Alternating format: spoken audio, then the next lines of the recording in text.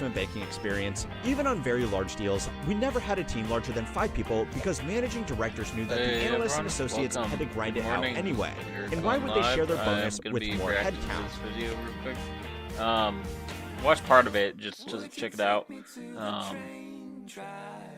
Yeah, I was gonna continue our Castile campaign. Got a bit of sleep. Got some caffeine, so we're good, guys. We got caffeine. Fuck that shit. Fuck sleep, bro. We don't need sleep. But yeah, just so the doing a bit of is, gaming. have we entered a golden age of hustle, or have people run out of other options? The data is... I've seen a few of this guy's videos. He's pretty good. It's kind of annoying. It's not really annoying, but it's just like...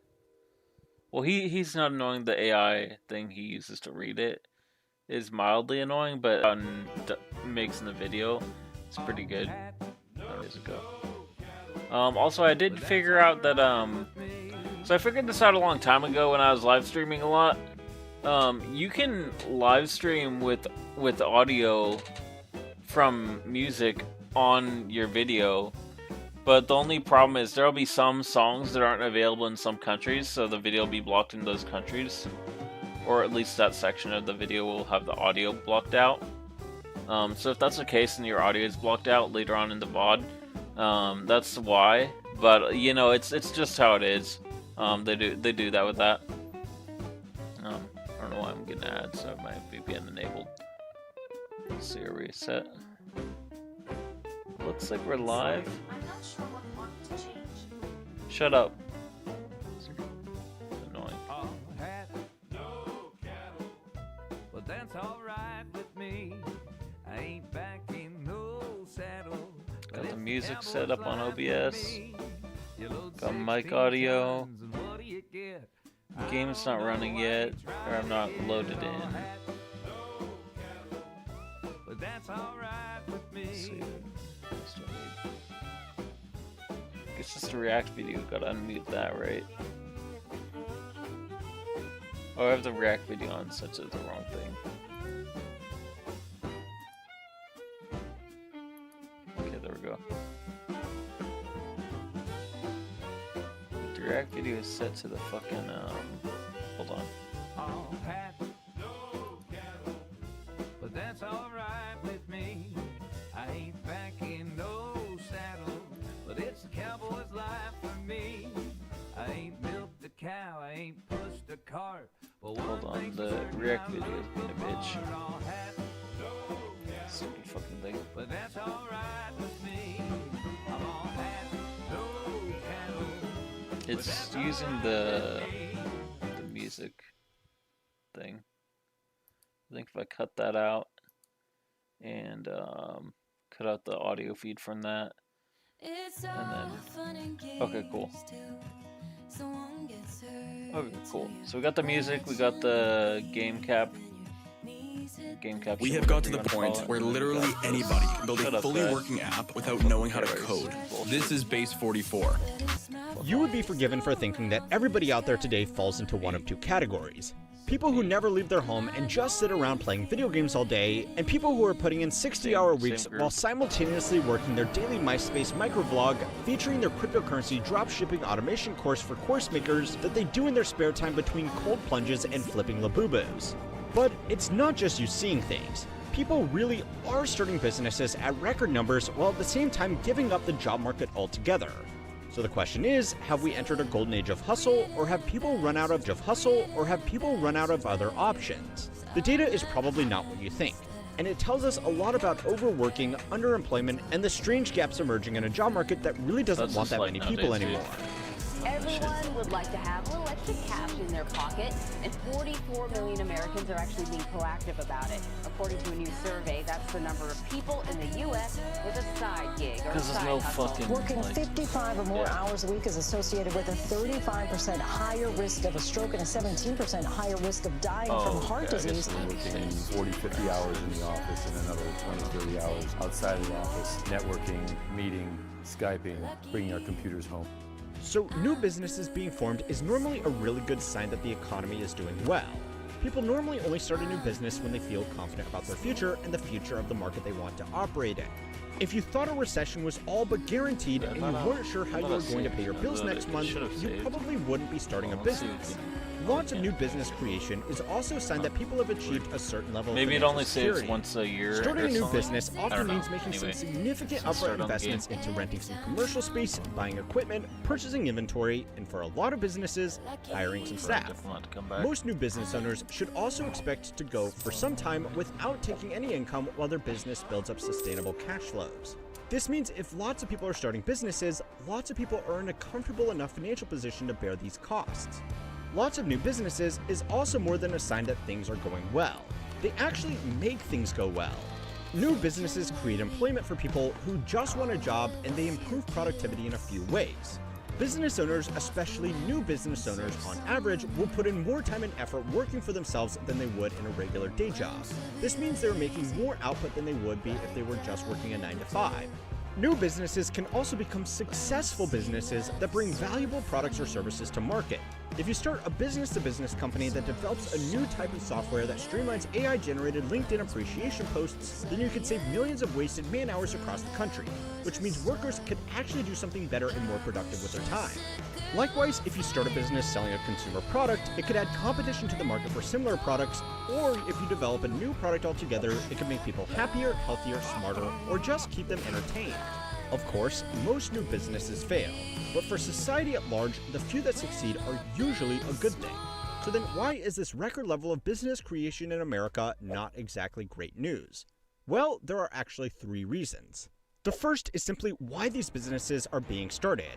A 2023 paper by Ryan Decker of the Federal Reserve Board and John Halterwanger of the University of Maryland found some interesting patterns with these new businesses.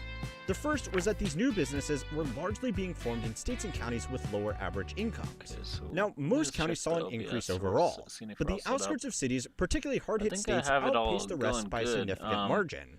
The authors of this paper suggested that a lot of this business formation was just existing businesses closing in city centers that didn't see much foot traffic and reopening in suburbs where the rent is lower and they can cater to a market of people working remotely. I think it's just my network. This wouldn't actually really increase business activity because it's just just moving it around from one place to another.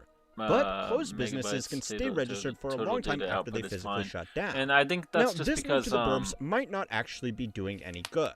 But it's not doing any harm I think either. it should be good. Unfortunately, it doesn't account for the entirety of this trend.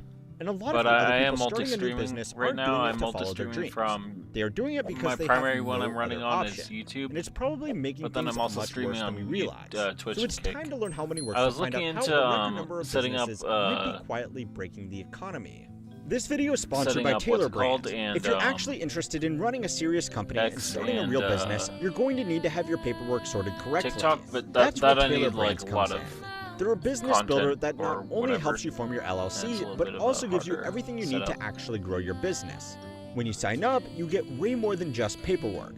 You'll find tools like a personalized business plan, coaching programs, legal documents, even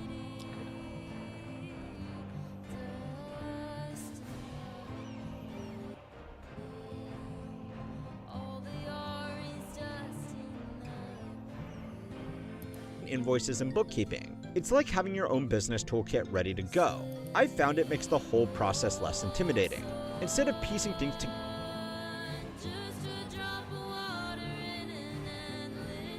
together from a dozen places, I can just log in, see exactly what I need to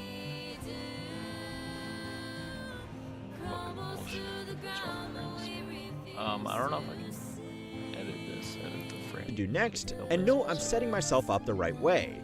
Taylor Brands really gives you the confidence to focus on your goals while they handle If we kick this off the live for dropping frames, I'm probably gonna drop them all down to whatever the Twitch max is. It's like 6,000 or something. 8,000.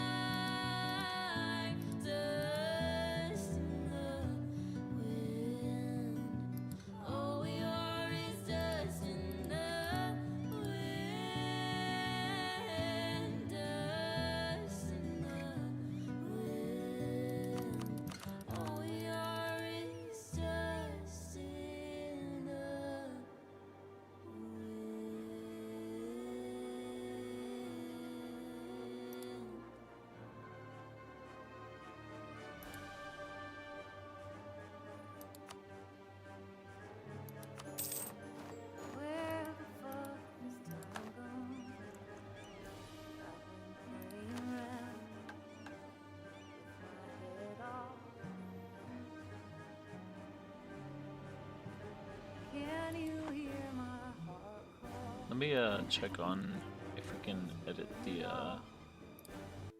edit our output settings. I don't think we can. We might have to restart the stream and then do that.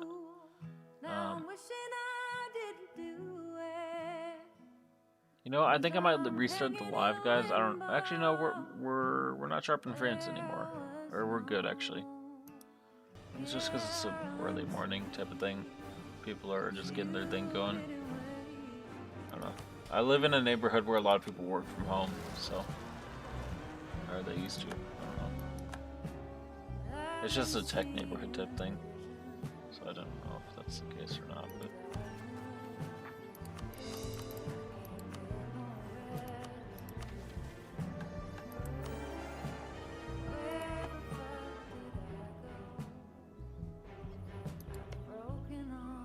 structure behind the scenes. If you're ready to take the next step for your business,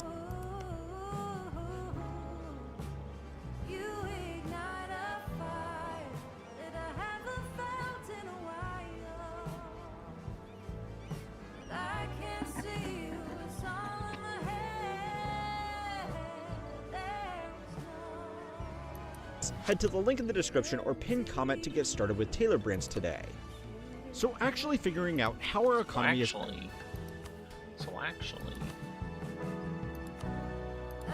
is something that our governments really struggle with. Collecting data. Alright guys, I'm gonna restart the live. It's too much lag on the network. And I think it's mainly because of the frames dropping. I have YouTube set to way too high setting. So give me a second, I'm gonna end the live and on hundreds of millions of people. Frames dropping. I have YouTube set to way too high setting. So give me a second, I'm gonna end the live and on hundreds of millions of people, millions of businesses, and billions of transactions actually really hard. So they often make some calculated guesses based on historic patterns. As impractical as it would be for the Bureau of Labor Statistics to scrape every job posting off Indeed and look through every classified section to find new jobs being created, it wouldn't even be that accurate. The rise of ghost job listings means that there are almost twice as many job postings as there were 5 years ago. But as anybody who has tried to get a job in the last 24 months will tell you, businesses aren't exactly in a rush to hire. That's a problem, because government agencies use job creation data to make very important budget and interest rate decisions, so we really shouldn't be making shit up. One of the other historical assumptions has been more business creation equals more job creation. Businesses need employees, so this makes sense. Except the data has actually started saying the opposite. In the report on the rise in new business applications, Decker and Haltewanger found that counties with a higher rate of business creation were actually correlated with a higher rate of job destruction. This data really just confirmed what a lot of people already suspected. People weren't starting businesses to take advantage of some amazing opportunity. They were starting them because they had no other choice. According to a broad market survey, 36% of the American workforce is now engaged in the gig economy. Some of these people are doing this in conjunction with their regular day job as a way to earn extra money. But what if they register a business and keep track of their revenue and expenses just like any other business? But unlike other business, none of these people are going to be hiring employees or investing a lot of money into the broader economy. In the past, people starting a new business usually had a bit of experience in their field and a bit of cash in their pocket to get their business set up. At the very least, they had some investors that were willing to trust them with upfront capital to get their idea off the ground. Most of these new gig economy businesses today are started by people without enough experience to land a job and without any cash at all. Now, it's not all bad. Yeah, it's doing a lot better. For a lot of people, being able to sign up instantly to perform work in the gig economy instead of going through the outdated hurdles of job interviews is a big reason why these platforms have become so popular. But these jobs also shouldn't be sugarcoated. And I think we are insecure, don't pay well, and are quite dangerous. This technology is truly unprecedented, and in the short term it has existed, it's already reshaped what we think of as work. It's really up to you if it's been for better or worse though. So you might think this is just another example of a slow government struggling to keep up with changes in technology that have redefined the labor force. But there are two reasons why government agencies have tried really hard to intentionally ignore this trend. The first reason is that headlines about job creation and business development are great for re-election. Nobody wants to be in charge when the data collectors change their methodology and reveal that millions of jobs we thought exist actually don't. The second reason is that it makes it look like big programs are actually working. Late last year, the Small Business Administration made a press release bragging about the success of a business loan program made to minorities. In it, they highlighted how previously underrepresented groups had been starting a record number of businesses. Now, before a whole big thing starts in the comments, yes, these loans probably should have been made based on socioeconomic So needs, we're gonna really but focus on statistically, supporting they show the rebels same in thing France. anyway. The Small Business Administration And thought we're they had gonna successfully do a lot empowered of a that new group over of the business next owners. 20 years What in they the had game. actually done was just record these groups registering for Uber Eats. Even highly skilled workers with a lot of experience have not been immune from this trend either. The number of people working as independent contractors jumped significantly as businesses moved away from full-time hires and the worker protections that came with it. Typically, independent contractors should have the freedom to work when and where they want as long as they deliver the agreed-upon product or service within the agreed-upon time frame. But a lot of businesses have not so subtly mandated that their contractors be in office just like any normal employee, just without the security or benefits. A study by the National Employment Law Project found that a lot of these independent contractors were forced to sign non-compete agreements as part of their contract. This meant they had all the independence of an employee combined with all the safety of someone in business for themselves. Now, for certain people, especially those at the top of their field, being an independent contractor is a great opportunity to provide services to multiple different companies and charge a much higher hourly rate than 9-to-5 employees ever could. These kinds of private contractors didn't suddenly become twice as common though. Most of this growth is simply explained by people working full-time jobs with contractor conditions. It also means that job opportunities aren't as plentiful as the numbers would suggest, because even if lots of new jobs have actually been created, they are likely being worked by someone who already had a job and just needed a second or third source of income to keep up with living expenses. Now, I know for a lot of you watching, you already know this, but ignoring this issue will probably end up making it worse. These charts aren't just here for me to make depressing videos every week. They should inform policy. If we can't even acknowledge a problem, it makes it much harder to fix. Over just the last 6 months, the job market has changed dramatically. Again. Back in the good old days of 2024, all workers had to worry about was ghost jobs, quiet firing, job washing, career cushioning, invisible overtime, application black holes, I mean, like I said, this presenteeism, guy's digital downsizing, videos compensation are, like, compression, burnout they're attrition, not, and when like, all else fails, they're good good info, old-fashioned but rolling the way it's layoffs. presented But today, is the kind job of market annoying, is dealing with a whole new I set like of it, trends. but And don't worry, they come with a whole it's, fresh list like, of dumb corporate buzzwords. New economic data, if we are allowed to believe that anymore, is revealing some stark realities about the ways that people are finding a job, keeping a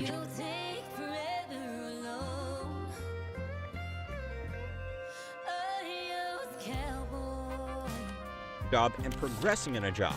Unfortunately, as you have probably already guessed, a lot of these changes are throwing young workers, and in particular young men, out of the frying pan and into the fire. For the first time ever, unemployment amongst young male college graduates is the same as non-graduates. The share of unemployed people entering the job market for the first time is the highest it has been since 1988, and job mobility has effectively frozen. Now, I know what you might be thinking. All things considered, the unemployment rate still looks pretty good, right? Well, that might actually be part of the problem. And it's not really part of the problem. I mean, if all of this wasn't bad enough already, there is now a good chance that this guy art really history works majors are like a- earning more than you are. So ever since you found out doubt about that. AI, you've learned that your computer science degree is actually a complete joke. New college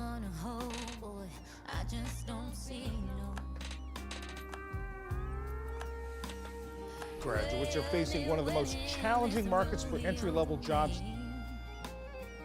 in a decade. It's just like getting the first job that's so hard. I've tried to apply for jobs for like a year now, and just like most places like don't get back to me, or they just like say no. I make fun of my college degree all the time because I'm not self. hold on, I wonder if I change it, because I have something streaming on society deems it a as different great monitor. I think if I change the setting on it, it might lag less.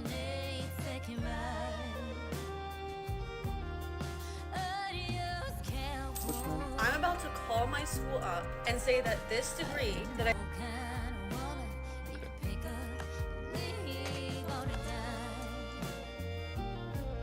spent 4 years trying to get, 4 years, was a waste of money. There is a funny but not totally inaccurate anecdote amongst business analysts that if you want to find an industry that's about to have really bad job security, then just look where all the Ivy League grads are going. For a while, that was oil and gas companies before the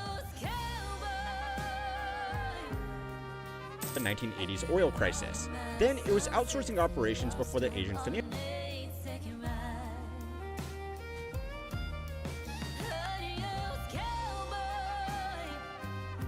crisis, then early technology before the dot-com crash, finance before the global financial crisis, and now, over the most recent decade, it's been big tech paying huge salaries to talented graduates early in their careers. Now, obviously, there is a lot of hindsight here. Nothing can boom forever. And of course, a lot of young graduates from top schools are going to try to find a job that pays them as well as possible, if for no other reason than to start paying back that tuition. The problem is that everybody else sees these growing industries where people can make good money earlier in their career, and they try to get qualifications to move into those roles too. But no industry can boom forever, and by the time most people catch up, they find themselves overqualified for a role that doesn't exist anymore. For the last 10 years, the story has been that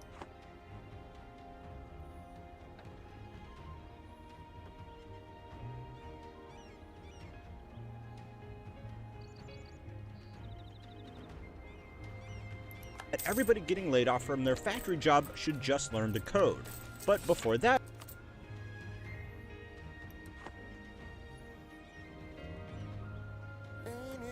it was everybody should go and get an MBA.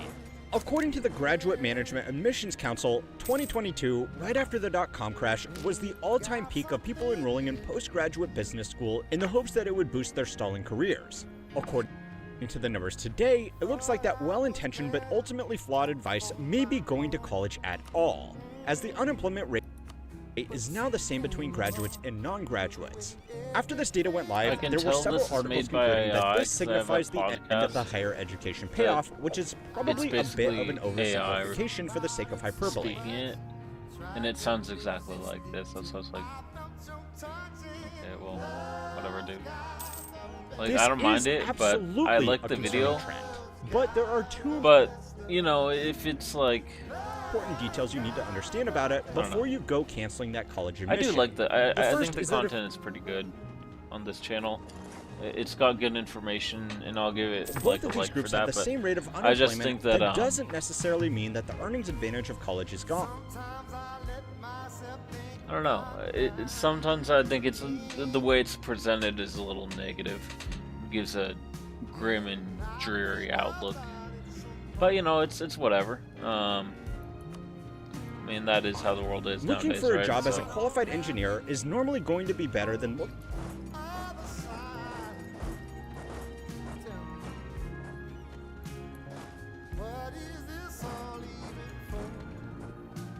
for a job as an unskilled laborer, so even though the same share of these two groups may be out of work, the earnings of the college graduates is still higher.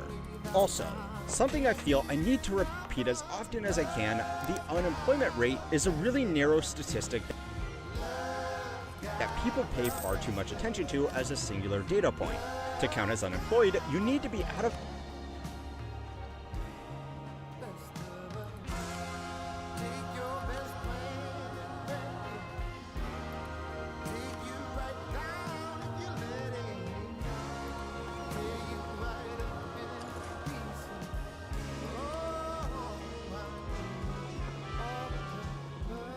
the job and actively looking for more work. Today, according to the Bureau of Labor Statistics, about 72% of people with a bachelor's degree or higher qualification are actively working or looking for a job. That number is falling every year, which we will address soon.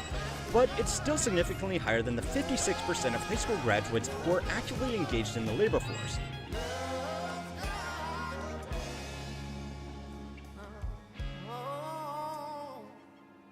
And it's even worse for people who didn't graduate high school, but they are getting more involved. We're gonna see if we can grab Cape Verde from Portugal, or not stealing it from Portugal, as in like. And again, we will get to why. But they probably, I don't know if they have a For now, colonist what yet, you so need they to remember might. is that even though this particular statistic looks yeah, they bad, definitely and do. don't get me wrong, it is bad, I think we're behind on ideas. you're still more likely to have a job and have a higher paying job with a college degree. But that's still not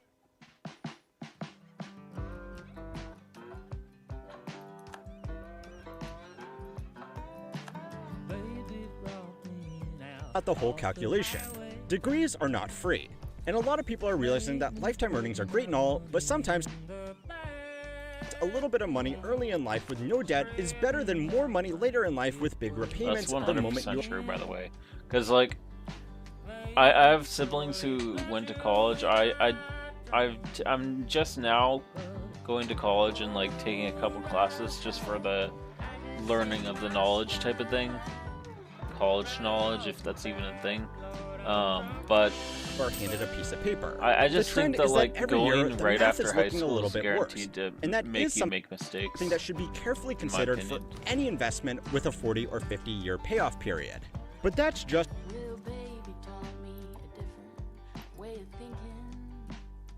the statistical details that you need to understand about this graduate unemployment problem. The second and much more important point is that this only applies to men. The unemployment gap for graduate women is lower than it has been historically, but is still pretty wide, and it's actually been growing at the same time the gap for men has been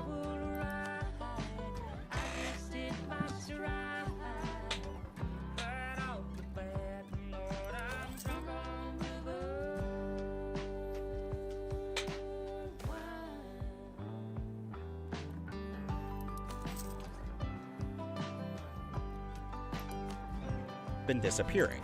And the question is, why? Well, this strange difference actually reveals a lot about other recent trends in the job market.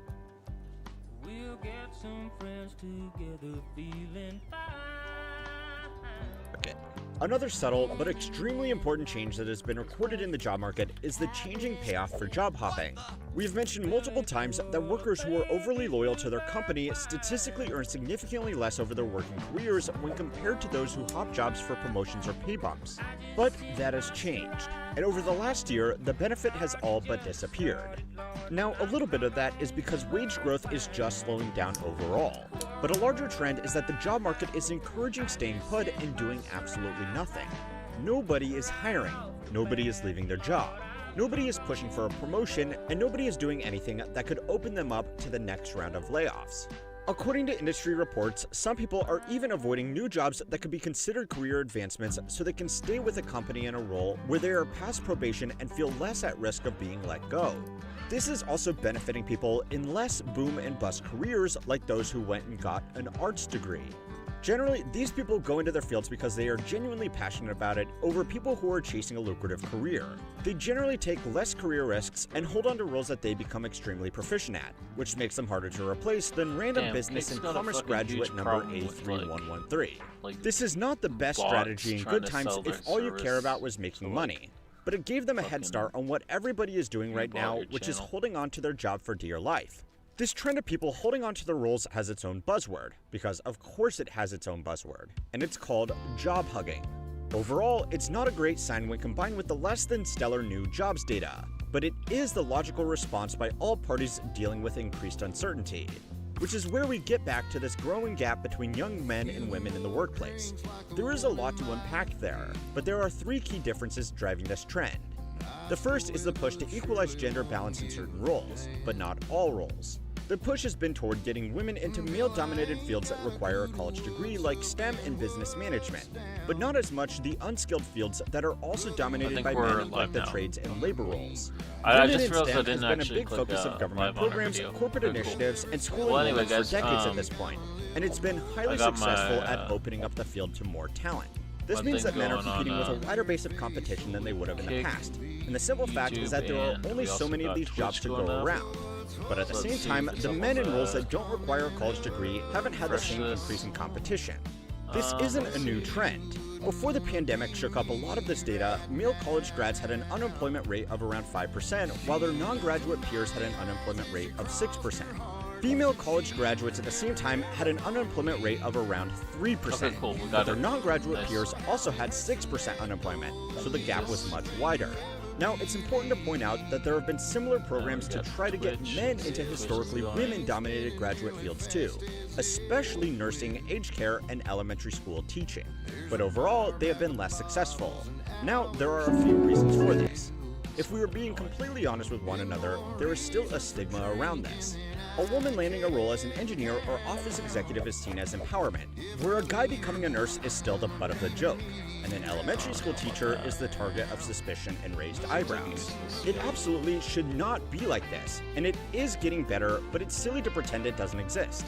The second reason is that historically, these roles have not paid as well, and men have generally been attracted to more lucrative careers either because they need to support a family or simply because that's what they value.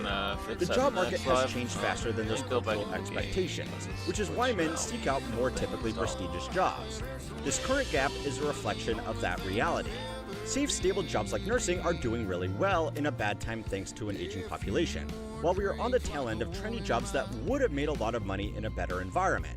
This also explains why unemployment amongst non-college educated men has been pretty stable, because construction, the trades, and other semi-skilled jobs have been pretty stable between increased home construction and infrastructure. You can also see the beating they took after construction slowdowns from the global financial crisis, I've considered which were it a not couple nearly times as bad when for I their college-educated peers. I don't know. Now these differences put I've women in considered the it a couple workforce times too. throughout my life, but I don't When women really do think go I'd into ever these enjoy trendy it, fields like you know? technology, they actually tend to do worse when it comes to downsizing. A study on the recent round of tech layoffs sweeping the industry found that women accounted for 44% of job losses while only representing 28% of the workforce. Now, the companies obviously didn't release comprehensive data on why they chose to lay off who, but generally there are three explanations for this. The first is that these companies may have hired evenly, but they still segregated genders within different departments, hiring more women for jobs in HR, marketing, corporate culture, and internal development. These are, coincidentally, the first departments to get cut in downsizing. The second explanation is that in some ways, cultural expectations work for men. They are seen as a breadwinner supporting a family, where the #girlboss is more likely to land on their feet. This is another example of something that employers should clearly not be doing. But women are consistently judged more harshly in high-performing roles compared to men. Unfortunately, this often happens particularly from other women, who disproportionately work in departments like HR, which can have a lot of sway over layoff decisions. The third crude explanation is that hiring practices that targeted a diversity objective over just hiring the best person for the job favored people who would underperform compared to their peers. So when performance-based layoffs were conducted, these people were more likely to be below the cutoff. It's no secret that a lot of the cultural forward companies have pulled a hard 180 on a lot of these initiatives in the last year. Now, I am sure you can probably tell, but I am trying to be really careful about sidestepping the whole culture war rabbit hole here. But it's still important to acknowledge these realities when looking at these issues, because even though it shouldn't, it will have a big impact on everybody's career. One of the best things to do with this information is to use it to your advantage. Despite the stigma, one of the safest groups from trouble in the job market are men in previously female-dominated fields. Fields like healthcare already have a low unemployment rate, and men often find it particularly easy to get these roles because of the practical realities that they can more easily do a lot of the physical work these roles involve. This was dubbed the glass elevator effect all the way back in 1992 in a University of Texas article. It found that men often found it much easier to progress in these roles, and even though initial salaries were lower compared to male-dominated fields, after accounting for the higher chance of career progression, the lifetime earnings shifted back into their favor. Now obviously, don't pick a job because of some video on the internet. Healthcare and teaching are no joke, but also don't let some business school douchebag talk you out of it, because chances are you will end up earning more than them. Late last month, the paragon of wise economic decisions, Greece introduced a 6-day, 48-hour work week. The country did this at the same time as its European neighbors have been successfully experimenting with shorter 4-day work weeks. But the Greek government has insisted that this new change is the key to turning its economy around by simply working harder than everybody else. It's a bold strategy, and for the sake of working conditions everywhere, we better hope it doesn't work. Unfortunately, it just might. Greece has become the first country in the European Union to introduce a 6-day working week for some businesses. Now, the world's biggest trial of a 4-day working week has ended in success, with the performance of companies largely unharmed and workers feeling healthier and happier. Employer says, this is it, take it or leave it. You can't do anything about it. This is Greece. Greece has an aging and shrinking population. According to the country's statistics authority, over 500,000 young, educated citizens left the country to find work with better paying conditions elsewhere. It's very easy for Greek workers to find jobs that pay better in other countries, because as members of the European Union, they are free to reside and work across borders with very few restrictions. In order to correct for this loss of manpower, the government has decided to introduce a 6-day work week to make up for all the workers who have left the country and to support all the elderly people who can no longer support themselves. By raw arithmetic, their logic makes sense. Kind of. Output is the hourly productivity of a worker multiplied by how many hours they work. If Greece has fewer workers, it can increase its output by getting those who are left to work even longer and harder. What they have failed to account for, though, is that a lot of the productive workers still left in the country might decide that they would rather go and work 4 days per week in Belgium for double the average salary than stick it out grinding 6 days a week for half the pay in Greece. If your country has a problem with young people leaving to find better work elsewhere, the solution is probably not to make working conditions even worse. Entirely true, but if their you new think plan about it, argues that by more getting on their often than not, it's grind, the they rich can bring people that people are back able to by just migrate paying to them another more. place. There is also an argument that like, longer hours tend to be the typically, hallmark of highly compensated professions. like, C-suite countries are in the executives, shitter medical economically, practitioners, investment bankers, like, corporate lawyers, it's and not senior really tech workers all as regularly easy put in for long people who don't hours, have a lot of and money they are to all generally migrate out well to another compensated country. for that time. These professionals are expected to be on call all the time and meet the demands of their clients and patients who simply can't wait. Hospitals have been routinely understaffed and have been relying on staff working longer overtime to keep operations running. These long hours have been linked to unnecessary patient deaths and worker burnout across the country. But doctors and nurses who are willing to stay on call for these odd hours can make an absolute ton of money. Investment banking teams are doing much less important work than medical professionals, and they spread their teams even more thin so that fees on transactions only need to be spread between a few overworked team members. In my own personal investment banking experience, even on very large deals, we never had a team larger than 5 people because managing directors knew that the analysts and associates had to grind it out anyway. And why would they share their bonus with more headcount? If Greece can become the place where people work harder, they should attract these kinds of high-paying jobs, right? Well, not really. Greece already has high unemployment, and anybody who could work in these roles has likely already left to somewhere like London, Frankfurt, or come here to America. For most jobs, there is absolutely no need to be in the office 6 days a week. If you work in an office, you know that you have a set of tasks to do, and once they are done, your new task becomes looking busy for the rest of the week. But that's exactly the point. This law isn't really targeting office jobs. In fact, most of them are explicitly excluded from this law. Office jobs Instead are all of gonna be magically gone in the creating next high-paying jobs like promised, what this new law is really about is squeezing the most out of workers on the other end of the pay scale. Retail, transport, construction, and hospitality are jobs where companies just need someone behind a counter or on the tools for as many hours of operation as possible to serve customers periodically.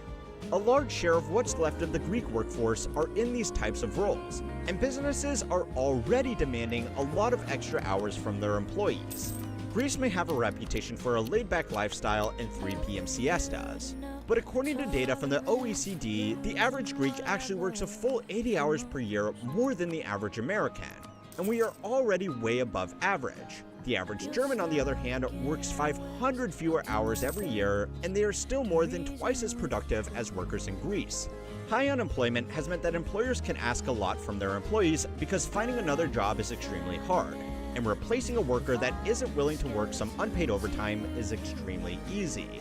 This new 6-day workweek is really being sold as a way to formalize what's been going on in workplaces across the country already.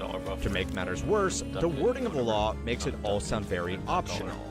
DW reports that while the 40-hour workweek is still officially in place, employers are permitted to require staff to work up to 2 unpaid hours per day for a limited period in return for more free time.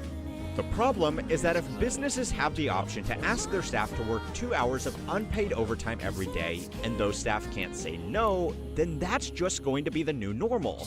In the same article, an emeritus professor of labor law is quoted as saying, Law 5053/2023 will kill off the 5-day workweek for good, so it's probably not as optional as politicians would like workers to believe.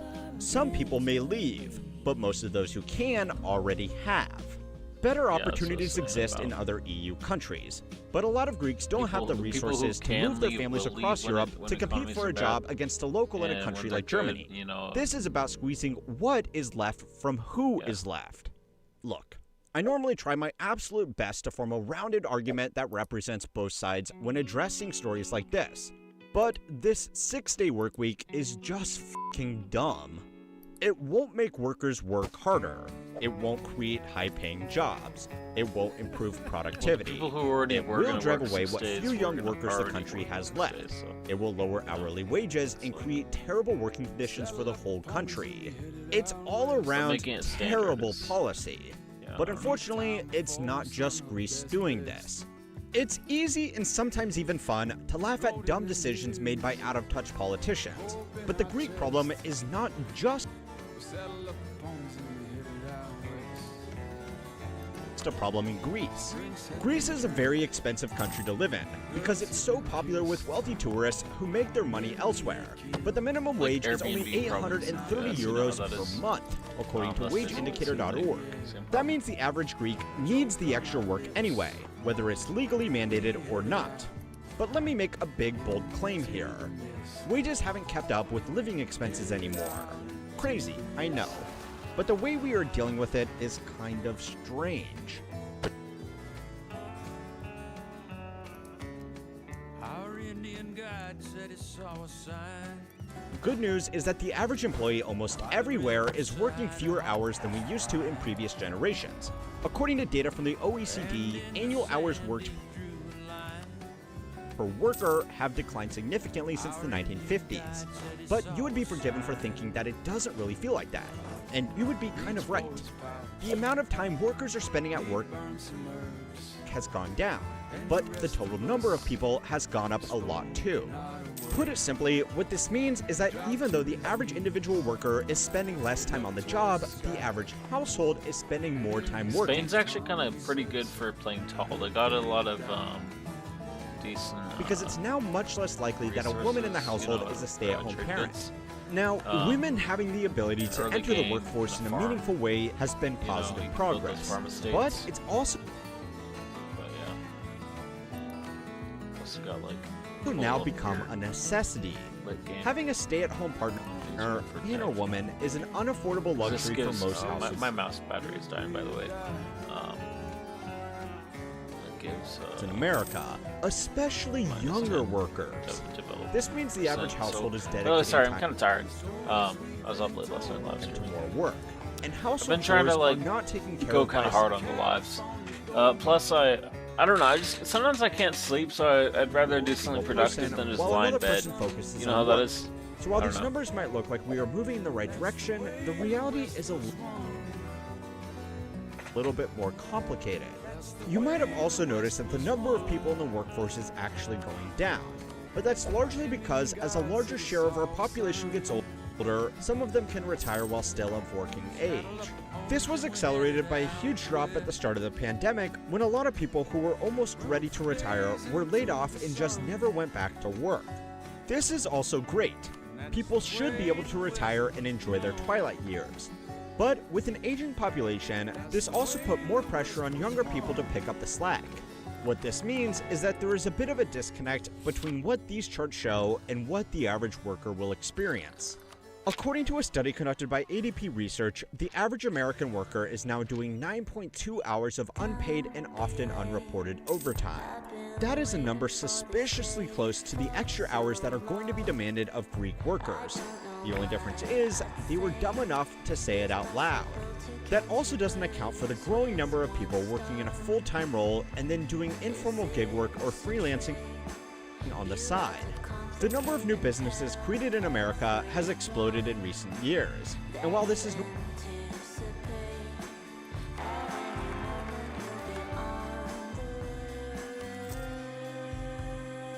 normally a sign of a healthy, prospering economy, there might be a little bit more to this data. According to the U.S. Chamber of Commerce, 5.5 million new business applications were filed with them in 2023, an all-time high. But suspiciously, these new business applications were coming from the states with the worst employment problems. People are not really starting businesses anymore because they have a great idea and want to capitalize on it.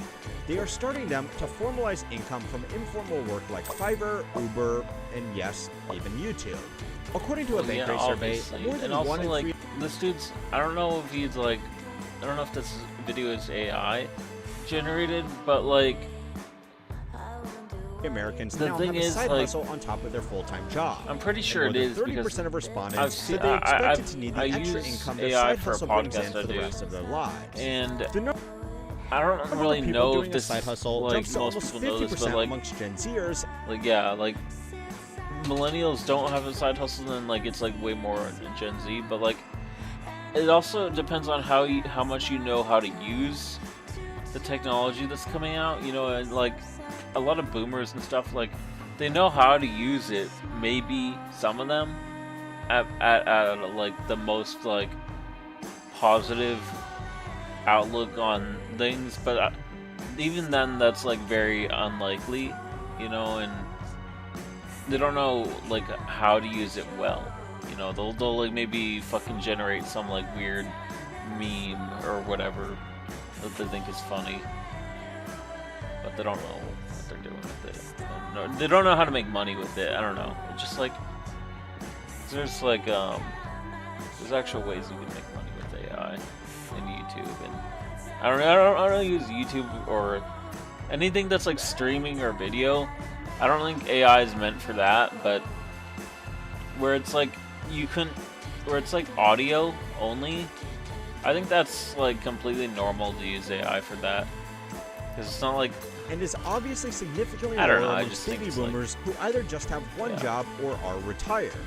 Picking up a side Boomers are hustle in kinda addition to your full-time job can be an amazing way to start not a boring, but business they don't while know- maintaining the I don't know, safety they of don't a get side stable-ish hustles. income. I did it while starting this channel, and Richard from The Plain Bagel made an amazing video recently about why he still works his full-time job instead of just focusing on his almost 1 million subscriber YouTube channel. The key difference here is that it was a choice rather than a necessity. Mr. Bagel is probably doing well for himself with his YouTube channel, but that's not your typical side hustle. Ted Rossman, the credit analyst that ran the survey, said that while it's admirable that so many Americans are putting in extra time and effort into their side hustles, it's unfortunate that most are doing so simply to fund their expenses. This is especially troubling since if side hustles are just a way to increase income, I think we're gonna need to take more of Portugal's land, because we're kind of getting pushed into the edge of Iberia. Oh, what the fuck is going on here? As opposed to building up a business or monetizing a hobby, then they are mostly a pretty terrible waste of time. Most people with a side hustle who were surveyed were effectively just working. Fucking being some meat shield typing machine. Fucking typing. Type. All you do is type for your fucking. You know what I mean? Like it's better than fucking like wasting your life at an office desk. I'm just like commenting when it buffers. So yeah. I'm gonna fix the bit rate in the next video, but you know, until then, so I can deal with the lag.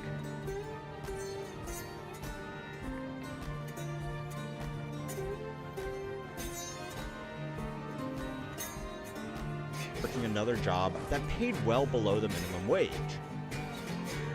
So while it looks like the amount of time you spend working has gone down, and you might even be lucky enough to live in a place experimenting with a 4-day work week, we haven't filled that extra time with leisure or just getting a good night's sleep.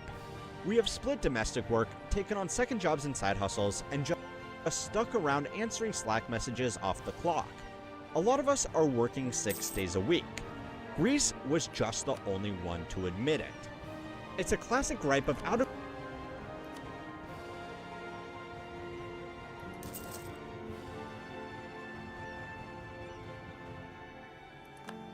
touch corporate executives you know, I just hiring realized minimum why wage my workers, internet or is the being trust shit. fund baby who is angry that It's their because gym there's is a fucking busy in storm, the and middle of whenever the there's day. a storm, there's Nobody like wants water to that work gets into anymore. the fiber optic Now, I really hate to say this, but and by yeah, I assume that's why.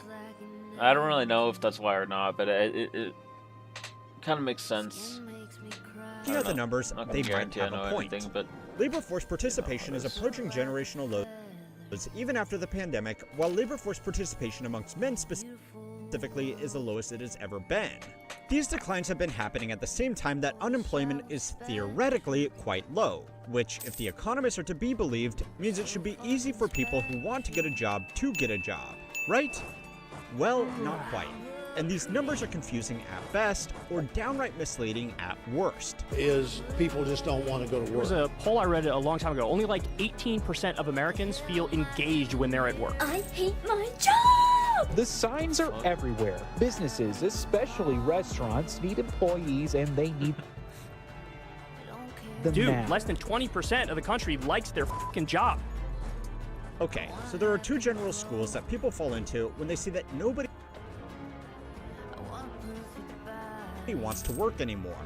The first group are wealthy executives, business owners, or just people who have always worked incredibly hard who don't like that jobs are going unfilled.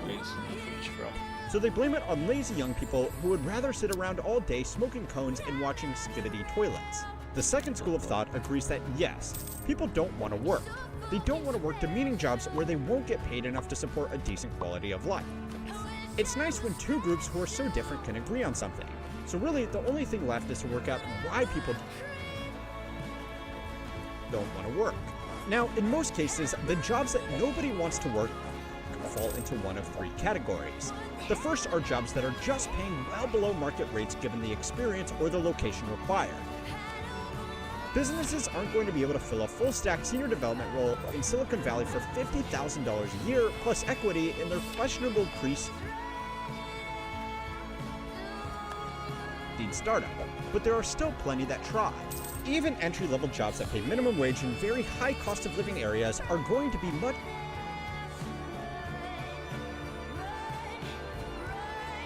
harder to fill in a city where even finance bros are living in shared housing.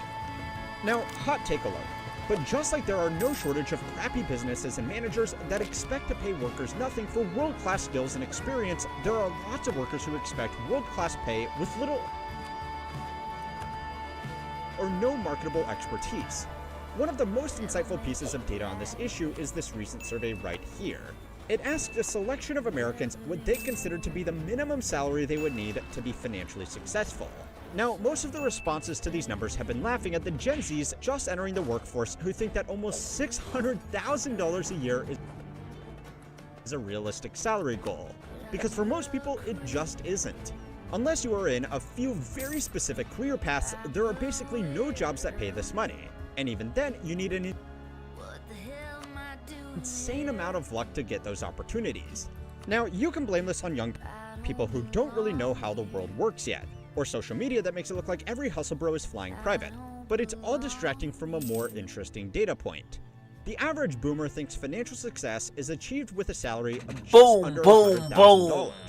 According to the Bureau of Labor Statistics, this is still almost double the median national salary. But in most major cities where people can actually find jobs that pay this much, $100,000 certainly doesn't afford a lifestyle of financial I used to success. not really buy into the generational shit, but like, I don't know, there is something wrong with the boomers. They're really like self-centered. I'm not gonna really be like picking on them all the time, but like, there's simply a massive gap in expectations between the generations looking for their first jobs and the group responsible for giving out most of the jobs. So they both agree that nobody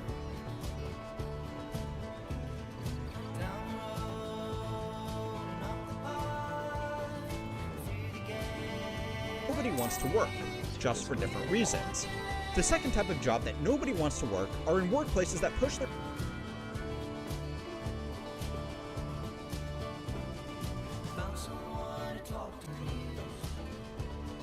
staff, demand unreasonable overtime, or have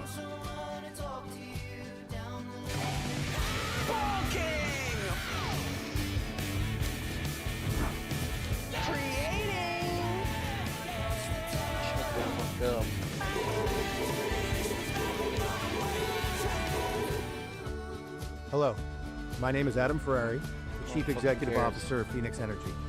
I look forward to you joining us at our next investor webinar People talk a lot about passive income. It is not a thing. Look, there's two ways to get wealthier, and passive income is not part of that equation. But what's really important for people is how we should spend money. Because I've written about money and finance and investing for 20 years, and I can tell you, the correlation between how much you spend and how happy you are, it can exist, but it is not as simple as you think. Morgan Housel is the legendary financial guru, revealing that legendary financial guru. Everything we've been told about saving and spending money could be our biggest downfall, and here's why. If you're unhappy with your life, it is a very easy assumption to make that if you had more money, a bigger house, a better car, whatever it might be, things would be better. And it's a lie we tell ourselves, of course. Because here's the truth, so much of spending is a psychological itch that you're trying to scratch, and that manifests in so many different ways. For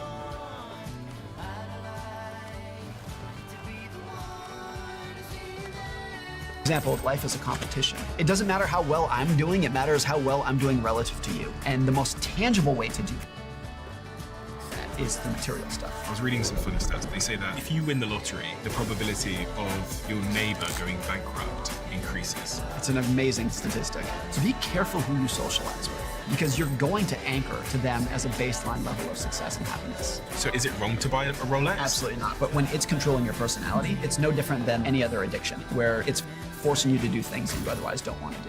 What about people who don't seem to spend anything? It's just as dangerous. Like, there's something called post-traumatic broke syndrome, and I'll talk about that.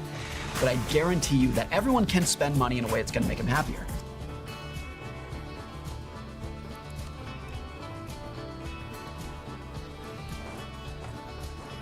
So if I wanted to make a framework to know how to spend my money, where do I start? But also, based on everything you know about money, if I want to get complete financial freedom, what's the 5 things that I should be thinking about? The first thing that I think is most important is I see messages all the time in the comment section that some of you didn't realize you didn't subscribe. So if you could do me a favor and double check if you're a subscriber to this channel, that would be tremendously appreciated.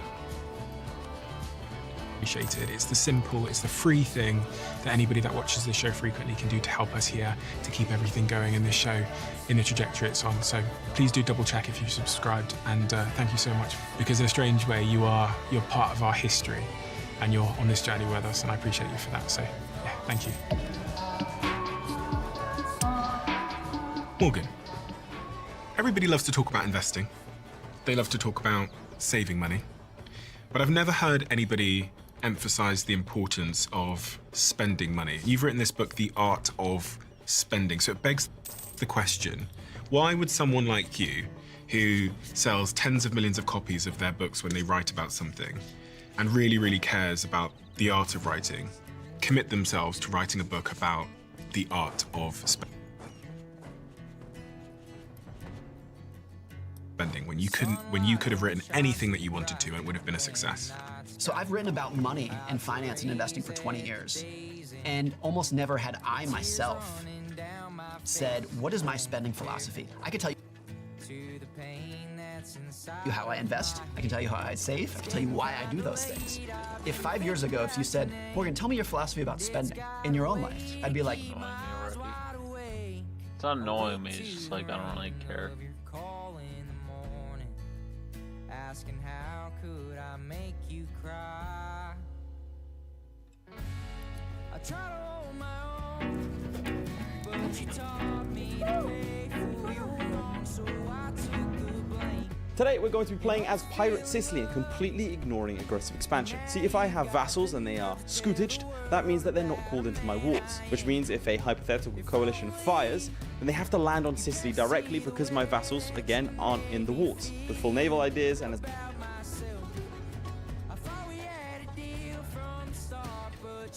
a pirate nation, that is basically impossible, giving me a free hand to expand my vassals like Byzantium or Morocco as I see fit, with little to no repercussions, unless they declare war on my vassals. That's bad. But that's not why I'm playing Pirates Sicily today. There's one person that's been determined to see this day, one person who is